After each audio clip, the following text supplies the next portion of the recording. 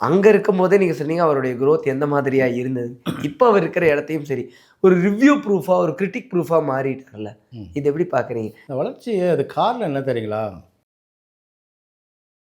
ஒரு படம் ஹிட்டு, 2 படம் ஹிட்டு குடுக்கலங்க அவரு. எடுத்தோனே ஒரு ஆக்ஷன் ஹீரோ கிடையாதுங்க அவரு. அவர் போட்ட பேஸ் இருக்குதுல, கதை, கதை, கதை, கதை. நல்லா அந்த ஏஜ்ல நல்ல கதைகள தேர்வு பண்ணி, அவருக்கு பின்னாடி மிகப்பெரிய ஒரு கூட்டத்த உருவாக்கிட்டார். Fans following உருவாயிடுச்சு. உங்கள எனக்கு ரொம்ப புடிச்சிடுச்சு. உங்களுக்கு ரொம்ப எனக்கு புடிச்சிட்டா, லவ் பண்ணிட்டேன்னா, நீங்க வந்து ஒரு நாளைக்கு வந்து சின்னதா நீங்க குடுத்த படம் சரியில்லன்னா, நான் பார்க்காம விட்டுருவேனா? முடியாது. விட்டுருவேனா? டேய்!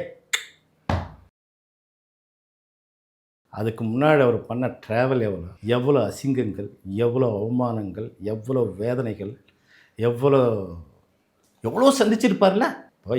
இப்போ நான் இருக்கேன், பெரிய டைரக்டர் ஆயிட்டேனா? இல்லையே! நான் பண்ணதே 2 படம் தான் டைரக்ஷன் இதுவரைக்கும். ஒரு 3வதா ஒரு படம் நடந்துகிட்டு இருக்கு. ஆனா என்னால அந்த இடத்துக்கு முடியுதா? பட் அவரு எப்படி வந்தாரு? அவர் உணர்ச்சி வசப்பட்டு பார்த்தீங்களா எங்கேயாவது? எங்கேயுமே இல்ல. ஐயோ! எப்பவுமே படமாட்டாரு. ஒரே ஒரு தடவ என்கிட்ட சண்டை போட்டாரு.